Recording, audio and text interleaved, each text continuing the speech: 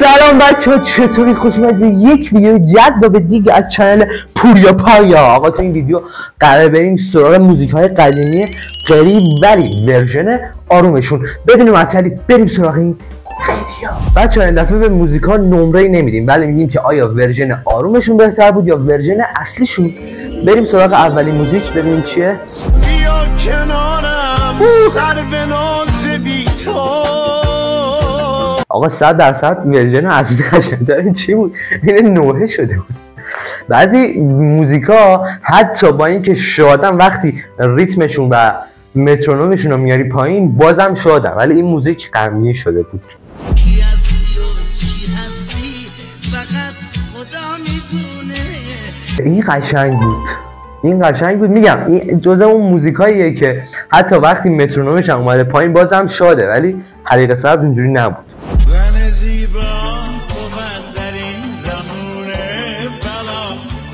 خداییش بهتر از ورژن نه من اینو دوست داشتم. حتی ببین نمیشه بگی بهتر از ورژن اصلیش. خب 100% چون ما ورژن اصلیش رو خیلی گوش دادیم خب اونو بیشتر دوست داریم، ولی توی حالت مثلا رقابتی به نظر من این قشنگ بود. اوکی بریم بعد.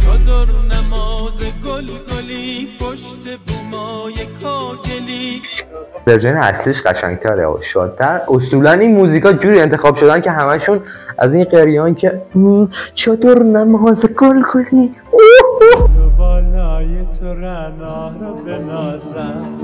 به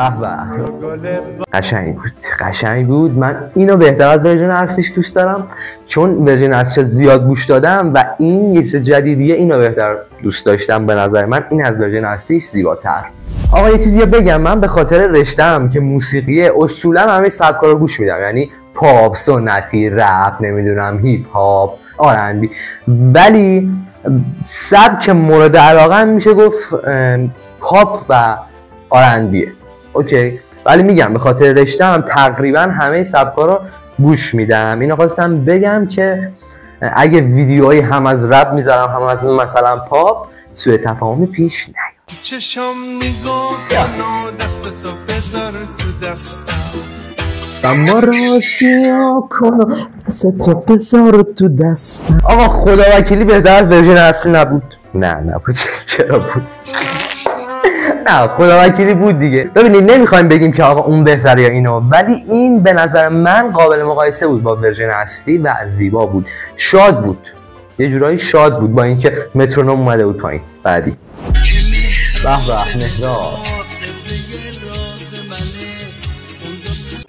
آقا این موزیکا اصولا مثلا دههای 60 تا 70 پایین تر، دههای 50 اینا مثلا تو کاواره ها میخوندن و اینا، ولی فکر کن مثلا الان 40-50 سال گذشته و هنوز هم مردم این آهنگا رو گوش میدن، باشون میرقصن.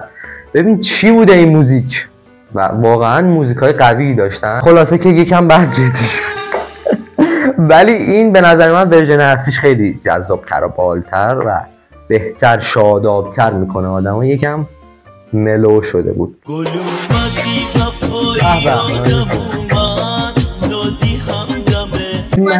آقا این موزیک چقدر قدیمیه، چقدر خاطره انگیزه و چقدر باش غیر داده. این موزیک ریتم بندری طور داره، اصلا کم شده بود، بس شده بود. نه اصلا دوست نداشتم.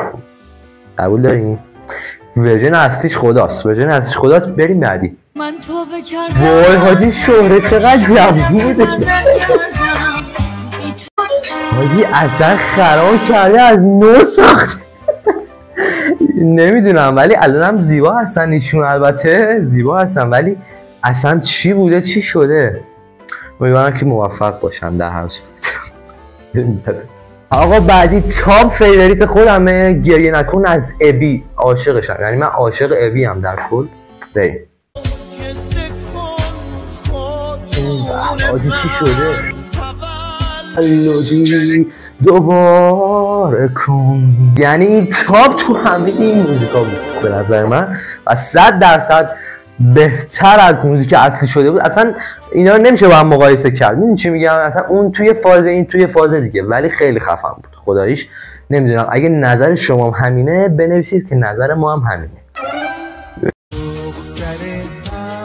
شبای تابستون گاهی ایفون بیا میله لای لای بقیه شو بلد نیستم.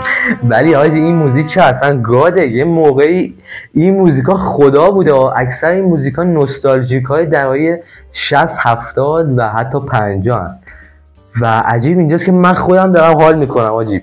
مثلا بعضیاشونا جدید شنیدم ولی بعضیاشونا حدودا 5 سال بود نشنیده بودم و خیلی دارم حال میکنم. به شخص امیدوارم که شما هم تا اینجا لذت برده باشین. اگه تا اینجا لذت بردین لایک رو بکوبید.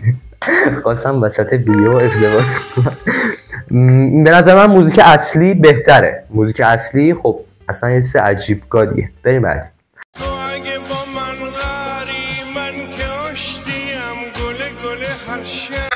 آقا اصلا این شماعی زاده که خداست، استاد شماعی زاده البته این موزیک، ولی به نظرم موزیک اصلی که یه چیز دیگه است. اصلا نمیشد با این مقایسش کرد. همون اول گفتم بعضی موزیکا وقتی مترونومشون رو میاری پایین غمگین میشن یه جورایی. اینم از اون حالت خفنی یا شادی در اومده بود. من دوست نداشتم واسه آتیش بازی چشمای تو. آقا با اینکه کم بود ولی اصلا یه ریتم متفاوتی از موزیک اصلی گرفته بود به نظر من و زیبا شده بود.